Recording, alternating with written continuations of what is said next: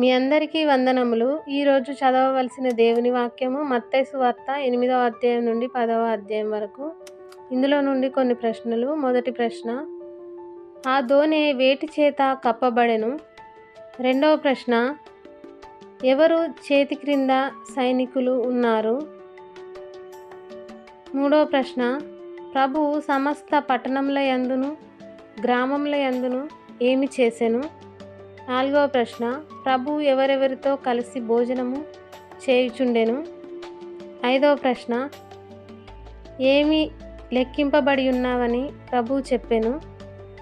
ఆరవ ప్రశ్న, ప్రభువు నిమిత్తము మీరు అందరి చేత ఏమవుదురు? ఏడవ ప్రశ్న, వారు ఎలా పొందారు, ఎలా ఇవ్వాలి?